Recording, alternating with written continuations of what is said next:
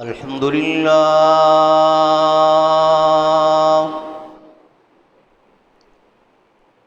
الحمد لله نحمده ونستعينه ونستغفره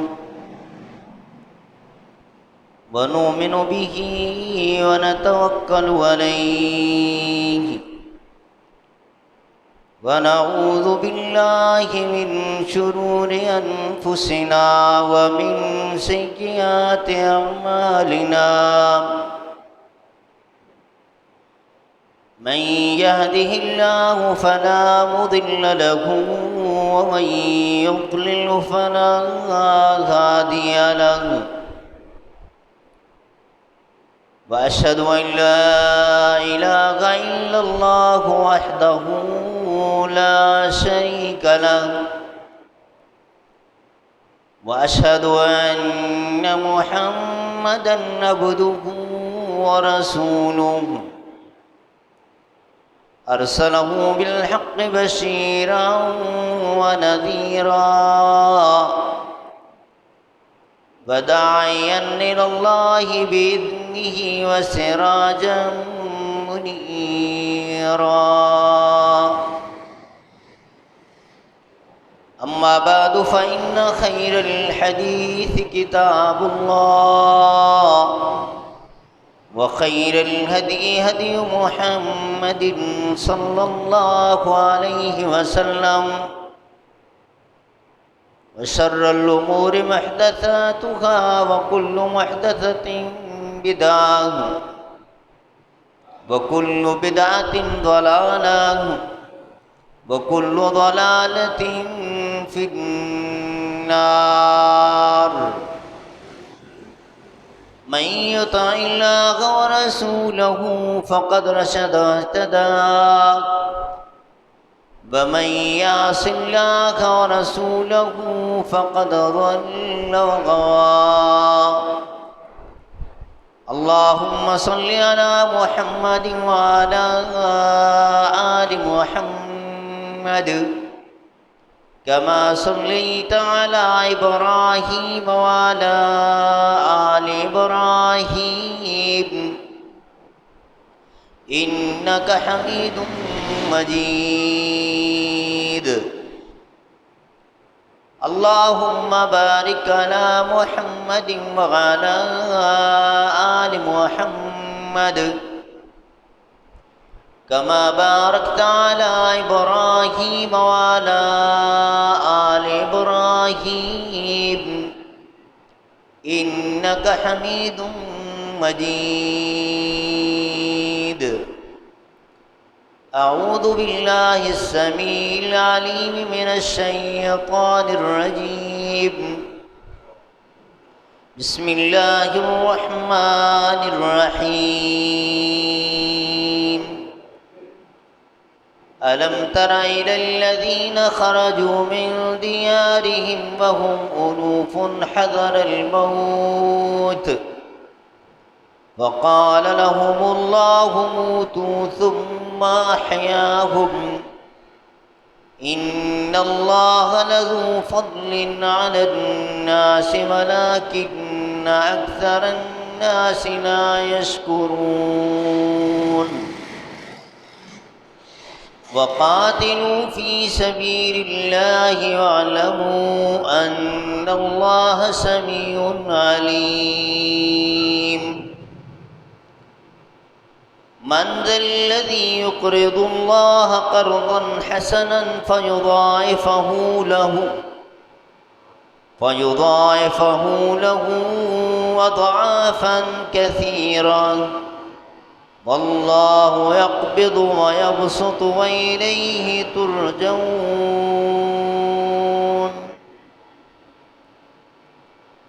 اللہ مالک الملک کی حمد و ثنا اسی کے لیے تعریفات، تسبیحات، کبریائی اور بزرگی، جو اپنی ذات اور اپنی ایک ایک صفت میں بالکل اکیلا، منفرد، بے مثل اور بے مثال ہے. اللہ کی طرف سے، اللہ کے فرشتوں کی طرف سے اور ہم سب مسلمانوں کی طرف سے صلاۃ والسلام خاتم الانبیاء حضرت محمد مصطفیٰ صلی اللہ علیہ وسلم کی ذات اقدس پر، جو اللہ کے آخری نبی اور رسول بن کر مبعوث ہوئے، اپنے مالک کا پسندیدہ دین اسلام اور آخری سچا آسمانی صحیفہ قرآن پاک ہم تلک منون پہنچا کر اس دنیا سے رخصت ہو گئے۔ سورۃ البقرہ کی آیت نمبر 243 سے 245 تلک 3 آیات میں نے آپ کے سامنے پڑھی ہیں۔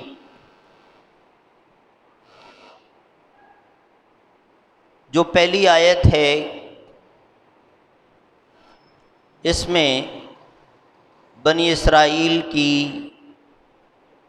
کسی قوم کی طرف اشارہ ہے۔ کسی بھی صحیح حدیث میں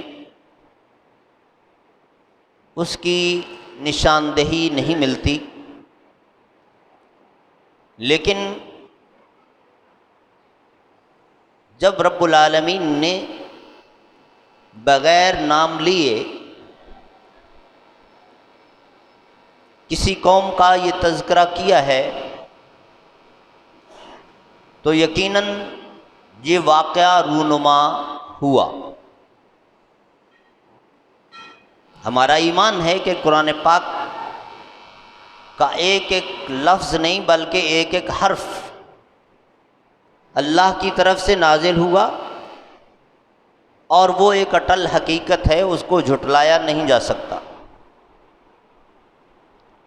یہ مومن کے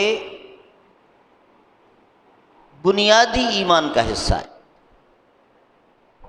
اب اس قوم کا واقعہ کیا تھا جو مفسرین کرام نے ذکر کیا؟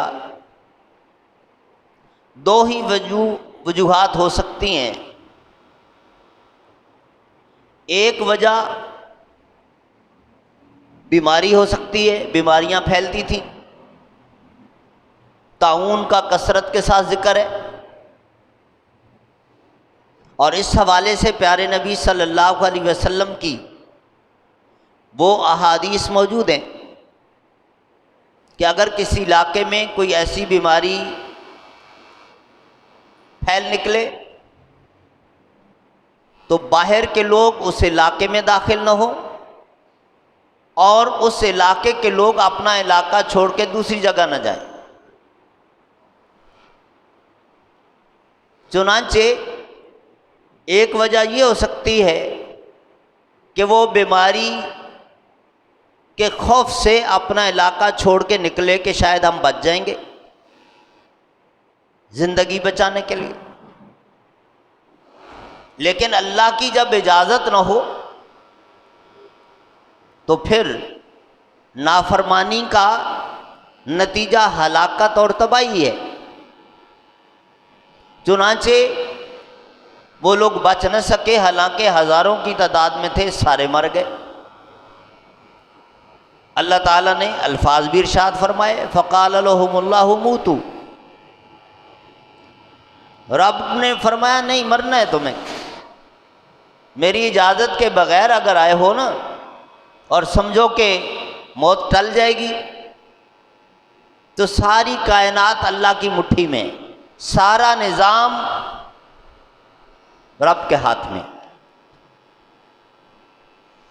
زندگی اور موت اللہ کے اختیار میں۔ اور اس وقت ہم پچھلے کئی سالوں سے بڑے انوکھے انوکھے واقعات سن بھی رہے ہیں، دیکھ بھی رہے ہیں۔ 2005 کا جو زلزلہ تھا اس میں دیکھ لیں، میڈیکل سائنس کہتی ہے کہ ایک بندہ بغیر کھائے پیے صرف اتنے دن یا اتنے گھنٹے زندہ رہ سکتا ہے، لیکن اللہ تعالیٰ نے کتنے دنوں کے بعد ملبے کے نیچے سے زندہ لوگوں کو نکالا۔ اسی طرح کتنی بلندی سے گرنے والا بندہ اور نیچے جب گرا کوئی چوٹ نہ لگی اور فوراً اٹھ کے خود چلنے لگ گیا۔ تو لوگوں کی ریسرچ، فارمولے اور تحقیقات تہس نہس ہو کر اللہ کا قانون، اللہ کا حکم غالب۔ دوسری طرف ایک بندہ بالکل صحیح سلامت صحت کے ساتھ بیٹھے بیٹھے باتیں کرتے کرتے لڑک جاتا ہے۔ آپ کی اسی مسجد میں یہ 3-4 سال پہلے کا واقعہ کہ جمعے کی نماز میں ہی تشہد میں بیٹھا، ٹھیک ٹھاک اپنی ٹانگوں پہ چل کے آیا، سلام پھرنے سے چند سیکنڈ پہلے گر گیا اور روح پرواز کر گئی۔ تو اسی طرح چند مہینے پہلے ہمارے ایک بہت بڑے عالم دین، قرات میں بھی مشہور، تقریر کر رہے، واعظ کر رہے تھے، جلسہ ہو رہا تھا، سارے علماء کرام سٹیج پہ بیٹھے تھے اور قرآن پاک کی آیت پڑھ رہے ہیں۔ آدھی آیت پڑھ سکے، لاؤڈ سپیکر میں اس کی آواز آئی، اور آیت کا اگلا حصہ ان کی آواز ڈگمگا گئی، آنکھیں رک گئیں اور لوگوں نے ہاتھوں میں اٹھایا اور وہ اللہ کے پاس چلے گئے۔ تو زندگی اور موت کا یہ پورا نظام رب کے پاس ہے۔ تو اللہ رب العالمین نے اس آیت میں ان کا ذکر کیا کہ ہمارے آرڈر کے بغیر، ہماری اجازت کے بغیر، ہمارا حکم توڑ کر نکلے زندگی بچانے کے لیے، لیکن ہم نے پھر بھی مار دیا۔ اب اس سے جو سبق ملتا ہے ہم اس پر بھی بات کرتے ہیں، اصل تو وہی موضوع ہے۔ اب دوسری ریزن بھی سن لیں، وہ جہاد ہو سکتا ہے کہ رب نے آرڈر کیا کہ فلاں قوم کے ساتھ جا کے لڑو، اس کی بغاوت اور سرکشی حد سے بڑھ گئی ہے، لہذا میرا آرڈر ہے ہتھیار اٹھاؤ اور جاؤ اور ان کو ختم کرو۔ اور حضرت موسیٰ علیہ السلام کی قوم کو آرڈر ملا تھا اور انہوں نے نافرمانی کی تھی اسی جہاد کی۔ اور اگلی آیت اس بات کا اشارہ بھی دے رہی ہے، وَقَاتِلُوا فِي سَبِيلِ اللَّهِ، اللہ کے راستے میں جب لڑنے کا آرڈر آ جائے تو پھر پیچھے نہ ہٹو، پھر آپ کو جہاد بھی کرنا ہے۔ اور رب العالمین نے کلام پاک میں اس بات کو بھی کھول دیا کہ اللہ کا کوئی بھی باغی، کوئی بھی دشمن، یعنی اللہ کے دین کا دشمن، اللہ کی مخلوق کا دشمن رب سے طاقتور نہیں ہے۔ اللہ کو فوج لانے کی بھی ضرورت نہیں، کن کا لفظ کہے اور سب ملیا میٹ، اور مسلمانوں کو حکم دیا کہ تمہیں میں نے ان کے خلاف قتال کرنے کا حکم دیا، آرڈر کیا، ہتھیار اٹھانے کا آرڈر کیا، تو اس کے پیچھے دو باتیں ہیں۔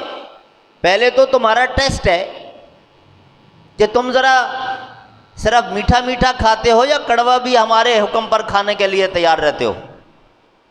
فرما برداری تو یہ ہوتی ہے نا کہ جو آرڈر آیا آپ نے ماننا ہے۔ ابھی 2.5 مہینے پہلے رمضان شریف گزرا ہے،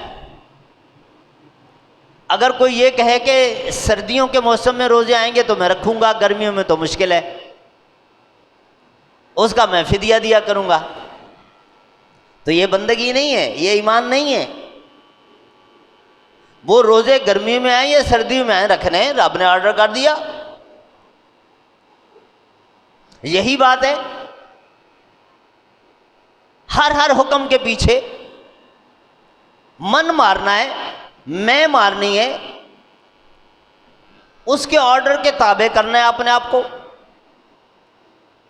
اگر اس کے آرڈر کی تعمیل میں موت آتی ہے تو اس سے بڑی سعادت نہیں ہے۔ موت تو آنی ہے، آج نہیں تو کل، کل نہیں تو پرسوں۔ کس نے رہنا ہے اس دنیا میں؟ کوئی آب حیات پی کے نہیں آیا، اور نبی سے بڑھ کر تو کوئی شخصیت نہیں ہے نا اللہ کی مخلوق میں جو نبی کا مقام ہے، اور پھر خاتم الانبیاء حضرت محمد مصطفیٰ صلی اللہ علیہ وسلم، وہ بھی اللہ نے جب واپس بلایا تو چلے گئے، تو سب نے جانا ہے۔ جو سبق ہمیں ملتا ہے کہ نافرمان ہو کے نہ مرنا، فرما برداری میں موت مانگنا، اور پیارے نبی کا جو وہ فرمان ہے کہ کوئی بھی عمل کرنے لگو تو اس کو زندگی کا آخری عمل سمجھ کے کرو۔ نماز بھی پڑھنے لگے ہیں نا تو اس طرح پڑھو کہ یہ آخری نماز ہے، اگلی نماز سے پہلے پہلے میں نے اللہ کے پاس جانا ہے، اس انداز سے پڑھو۔ کوئی بھی کام کرتے وقت رک کر ذرا دیکھ لو، چیک کر لو کہ اگر یہ اللہ تعالیٰ کی طرف سے اجازت ہے، جی بسم اللہ، اور اگر اس کا جو ڈیوائن لا ہے، سپریم لا، اس سے بڑا اور کوئی قانون نہیں ہے، اس قانون میں اس کی اجازت نہیں ہے، یعنی یہ گناہ ہے، نافرمانی ہے، تو اٹھا ہوا قدم بھی وہیں روک لو، کیونکہ نہ جانے اسی دوران موت آ جائے۔ تو انما الاعمال بالخواتیم، اور نبی صلی اللہ علیہ وسلم کی وہ حدیث بھی موجود ہے کہ بندہ جو عمل کرتا ہوا مرے گا، جب اس کو اٹھایا جائے گا تو اسی حالت میں اٹھایا جائے گا۔ ابھی جو میں نے آپ کو عالم دین کی مثال دی، قرآن پڑھتے ہوئے ایک بندہ گیا تو انشاءاللہ وہ قرآن پڑھتے ہوئے اٹھے گا، نبی کی حدیث تو غلط نہیں ہو سکتی۔ اور اللہ کی پناہ مانگیں شیطان کے وسوسوں سے، اور پھر گناہوں سے بچنے کی کوشش کریں کہ اگر ایک بندہ کسی گناہ کرتے وقت مر جاتا ہے، اس کا کیا بنے گا، وہ کس حالت میں اٹھایا جائے گا، اس کی یہ کتنی بھیانک موت ہے۔ اور پھر جب ساری پبلک کے سامنے، وہاں تو کوئی راز نہیں رکھا جائے گا نا، پھر کیا بچے گا اس کا، کہ دنیا میں لوگ اس کو اتنی عزت، اتنا پروٹوکول، اتنا سلوٹ اور اتنا سمجھتے تھے، اور اندر سے یہ گند نکلا۔ تو نبی علیہ الصلوۃ والسلام نے ایک ایک بات، وہ قرآن کی آیت کی صورت میں نازل ہوئی یا ویسے وہی کی صورت میں آئی، بڑے خوبصورت انداز میں واضح کر کے ہمیں سمجھا دی۔ تو اب اس آیت میں جو اصل میسج ہے کہ آپ موت کے ڈر سے اللہ کی نافرمانی کریں، کتنا جیو گے، کہاں بھاگو گے، موت تمہیں شکار کر لے گی، اور اللہ کا اس پر شکر بجا لو کہ رب کی اطاعت میں موت آ رہی ہو، موت کو خوشی سے قبول کرو، اگر اطاعت میں، فرما برداری میں، نیکی میں ہے۔ بہرحال بڑا سبق یہ ہے، بڑا پیغام یہ ہے اس آیت میں کہ اللہ کی فرما برداری، نیکی، اطاعت، یہ تمہاری روٹین رہنی چاہیے، رویہ رہنا چاہیے، لائف سٹائل رہنا چاہیے۔ کیونکہ آپ کو زندگی کی کوئی گارنٹی نہیں دے سکتا کہ آپ 1 گھنٹہ اور مزید زندہ رہیں گے۔ آپ خود اگر بڑے سے بڑے سرجن، ایکسپرٹ، ماہر، نیوٹریشن کیوں نہ ہو، آپ اپنی زندگی کے بھی 1 گھنٹے کی ضمانت نہیں دے سکتے۔ تو پھر عقل مندی یہ ہوگی کہ الکیس من دان نفسہ وعمل لما بعد الموت۔ پیارے نبی صلی اللہ علیہ وسلم نے عقل مند آدمی کی پہچان بتا دی۔ لمبی چوڑی 2,000 سال کی پلاننگ اور یہ اس کو نہیں فرمایا کہ وہ عقل مند ہے، اتنے بڑے عہدے پر پہنچ گیا، اتنا بڑا کاروبار کر لیتا ہے، بلکہ ہم نے تو معیار ہی بدل دیے۔ جو سب سے بڑا ٹھگ ہے، چیٹر ہے، اس کو کہتے ہیں بڑا چلاک آدمی ہے۔ روڈ پہ کسی لیڈر کو، کسی بڑے کو گالیاں دے رہا ہو، اس کہتے ہیں بڑا بہادر آدمی ہے، نڈر آدمی ہے، ڈرتا نہیں ہے، بدتمیز آدمی ہے۔ خواتین نے آدھا لباس اتار دیا، کہا روشن خیالی ہے۔ شیطان نے دیکھو کیسے جا کے شکار کیا انسان کو اور ایمان والوں کو۔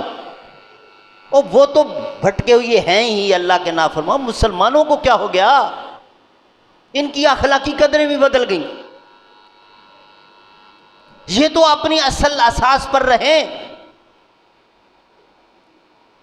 جو شریف آدمی ہے، کسی کو تکلیف نہیں دیتا، کسی کو گالی گلوچ نہیں کرتا، اس کی عزت کرے۔ جو چیٹر ہے، فراڈیا ہے، اس سے خود بھی بچو، لوگوں کو بھی بچاؤ، اور کبھی اس کی تعریف نہ کرو۔ اخلاقی قدریں نہ بدلیں، اس پر رہیں۔ شریعت جس کو اچھا کہتی ہے آپ اس کو اچھا کہیں، اللہ کی شریعت جس کو برا کہتی ہے آپ اس کو برا جانیں۔ بندگی تو یہ ہے، رب کی غلامی تو یہ ہے، اس کی فرما برداری ہے۔ بہرحال بات یہ ہو رہی تھی کہ موت تو آنی ہے، ٹل نہیں سکتی، تو فرما برداری میں آئے۔ اب یہاں پر بنی اسرائیل کا ایک واقعہ وہ بھی ذہن میں رکھے۔ صحیح بخاری شریف میں نبی کریم صلی اللہ علیہ وسلم نے بیان فرمایا، 2 بندے تھے، جان کا مسئلہ آ گیا۔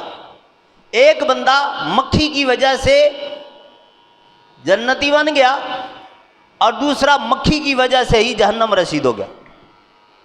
صحابہ کرام حیران ہو گئے، اللہ کے رسول، مکھی ایک حقیر سا کیڑا، دیکھنے کو بھی دل نہیں چاہتا، اتنی معمولی سی چیز، اور اس کی وجہ سے ایک کو جنت مل رہی ہے، ایک کو جہنم میں پھینکا جا رہا ہے، ماجرا کیا ہے؟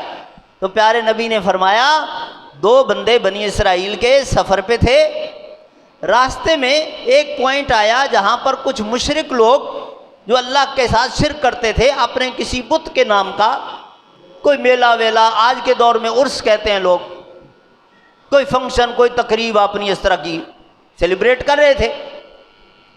انہوں نے سمجھانے کی کوشش کی کہ بھائی یہ تو غلط کر رہے ہو، یہ اللہ کے ساتھ شرک کر رہے ہو۔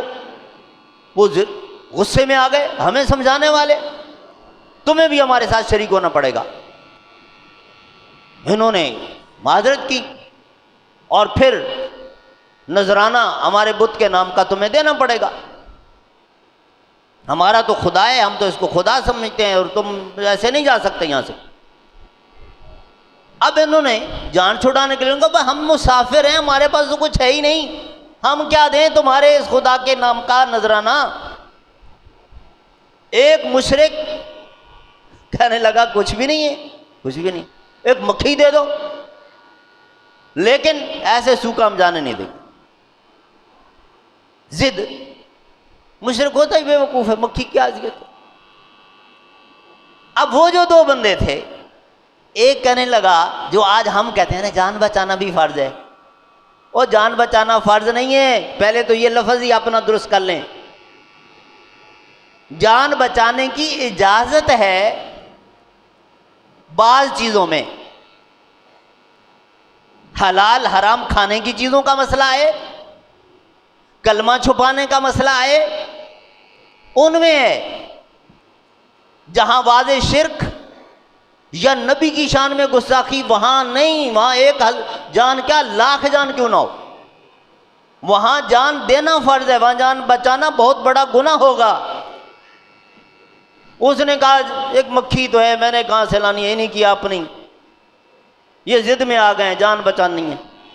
تو اس کو کہا جاؤ بھائی آپ تو جاؤ۔ دوسرا اڑ گیا، اس نے کہا نہیں جناب، یہ مکھی چھوٹا سا کیڑا، لیکن جس رب نے اس کو پیدا کیا ہے یہ اسی کے نام کیا، تمہارے اس بت کے نام پہ نذرانہ نہیں دوں۔ قتل کر دیا۔ تو آپ صلی اللہ علیہ وسلم نے فرمایا وہ جو مکھی اللہ کے علاوہ کسی اور کے نام کی دے کر جان بچا کے گیا جہنم، اور یہ جس نے جان دے دی لیکن مکھی بھی اللہ کے علاوہ کسی اور کے نام کا نذرانہ نہیں دیا، وہ سیدھا جنت، شہید ہو کر مرا۔ ابھی چند دنوں کے بعد محرم شریف شروع ہونے والا ہے، دیکھنا حالات کیا سے کیا ہم خود مسلمان کرتے ہیں۔ اچھا، بہرحال ایک حکم، ایک پیغام تو اس میں یہ ہے کہ جب رب کا آرڈر آ جائے اس کو ڈس اوبے نہ کرنا، اس میں آگے موت بھی لکھی ہے تو قبول کرنا دل سے، کیونکہ موت بہرحال آنی ہے، اور آپ کو تو گولڈن چانس مل رہا ہے کہ اللہ کی فرما برداری میں آپ کو موت مل رہی ہے، اس سے بڑی سعادت کوئی نہیں۔ اس کے بعد جو اللہ رب العالمین نے فرمایا کہ اگر قتال کا بھی حکم دے دوں تو کرنا ہوگا، جہاد فی سبیل اللہ، دشمن کے خلاف تلوار اٹھانا، نیزہ اٹھانا، بندوق اٹھانا، میزائل اٹھانا، جب آرڈر آ گیا تو پھر اس سے آپ پیچھے نہیں ہٹو گے۔ اور صحابہ کرام کے واقعات اگر آپ پڑھیں، غزوہ احد پڑھیں، چھوٹے چھوٹے بچے بھی آ کر رسول اللہ علیہ وسلم کو اصرار کر رہے تھے ہمیں شامل کریں، اور وہ جنگیں سینکڑوں میل میزائلوں سے نہیں ہوتی تھیں، بالکل 1 to 1 تلوار سے، ایک سیکنڈ کے لیے بھی اگر آپ لوز ہوئیے دشمن اپنا کام کر جائے گا اس حالت میں۔ لیکن ان لوگوں نے رسول اللہ سے جب یہ سبق سیکھا کہ اس جہاد میں یا اللہ کے راستے میں جان دینے کا مزہ کیا ہے اور اس کا مقام کیا ہے، تو وہ بچے بھی آگے بڑھ بڑھ کے، حضرت سمرہ بن جندب اور رافع بن خدیج کا واقعہ بڑا مشہور ہے، ٹائم ختم ہو رہا ہے ورنہ میں آپ کو سناتا۔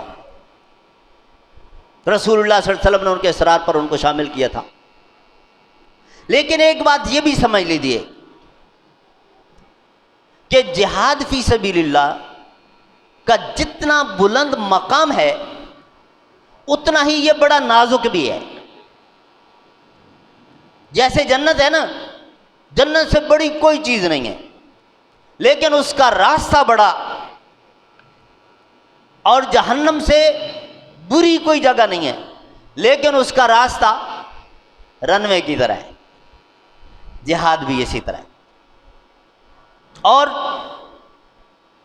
دشمن نے بہکایا، دشمن نے خریدا، سارے کام ہوئے، ہم خود خرید و فروخت کرنے والے اور چھوٹی چھوٹی چیزوں پہ اپنا ایمان فروخت کرتے، جہاد جیسی مقدس چیز بھی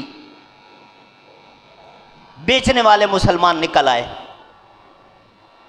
اور رزلٹ زیرو۔ اس کے باوجود لوگوں کو نہ سمجھ آئے، ایسے ایسے فتنے، اور آپ حیران ہوں گے کہ بندہ ایک 11 سال مسجد میں، ناردرن ایریا کی ایک مسجد میں امام خطیب رہ کے گیا، مسلمانوں کا امام، پیش امام، واپس جا کے امریکہ میں انٹرویو دیتا ہے، کہتا ہے میرا اسلام سے، قرآن سے کوئی تعلق نہیں۔ یہاں اس نے داڑھی رکھ لی تھی، پکول پہنتا تھا، پشتو بولتا تھا، اردو بولتا تھا، انگلش اس کی مدر ٹنگ تھی، عربی اس نے سیکھ لی تھی۔ کہنے لگا 11 سال تک مسلمانوں کی مسجد میں بیٹھ کر امریکن مشن پہ میں نے کام کیا، یعنی اس قدر اندر ہمارے گھس گئے، ہمیں یہ بھی نہیں پتا کہ ہم جس کے پیچھے نماز پڑھ رہے ہیں وہ کیا چیز ہے۔ دشمن نے اتنا کام کیا، ہمارے اسی طرح بندے اپنے کچھ خریدے، کچھ کو بہکایا، کچھ کو غلط لٹریچر ہاتھ میں لگ گیا، جس کی وجہ سے جہاد جیسی اتنی بڑی عبادت، اس کے متعلق بھی شکوک و شبہات پیدا ہو گئے، غلط فہمیاں ہوئیں، غلط راستے اختیار کیے گئے، کھربوں ڈالر لگ گئے، لاکھوں کی تعداد میں ہمارے نوجوان جان سے گئے، اور نتیجہ ہمیں وہ نہ مل سکا جو اللہ نے وعدہ دیا تھا۔ تو سم تھنگ از رانگ، سمجھ لینا چاہیے۔ اگر نتیجہ وہ نہیں مل رہا تو پھر سمجھ لو کہ کہیں نہ کہیں کوئی غلطی ہو رہی ہے ہم سے۔ تو بہرحال دوسرا سبق یہ ہے، اللہ تعالیٰ نے فرمایا وَاعْلَمُوا أَنَّ اللَّهَ سَمِيعٌ عَلِيمٌ۔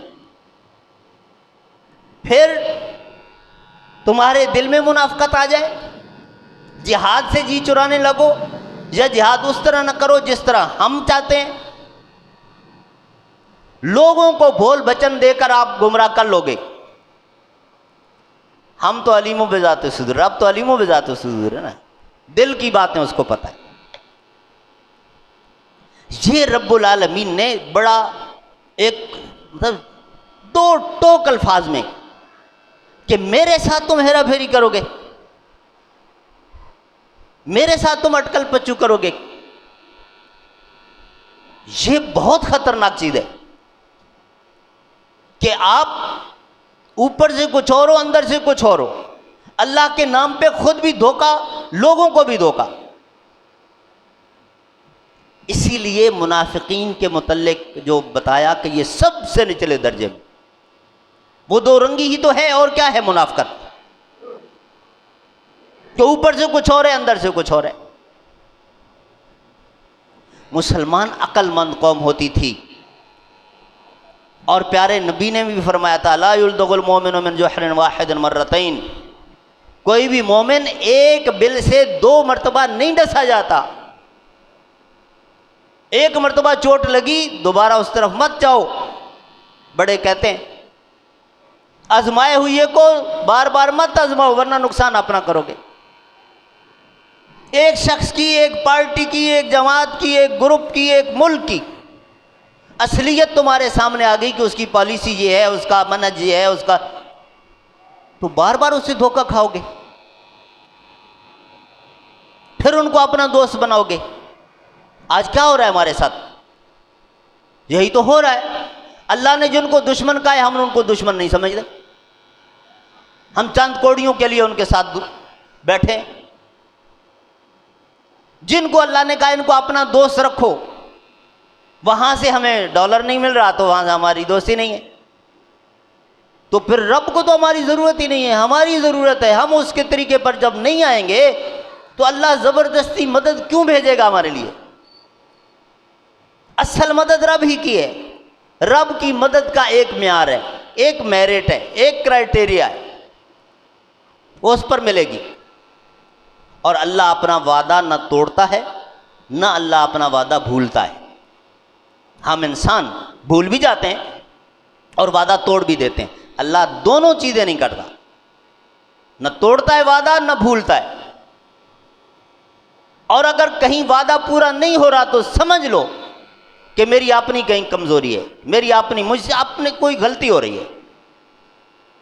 اللہ کی طرف سے ایسا نہیں ہو سکتا، یہ کہیں خود میں کوئی ایرر چھوڑ رہا ہوں، کوئی زگ زیگ ہو رہا ہوں۔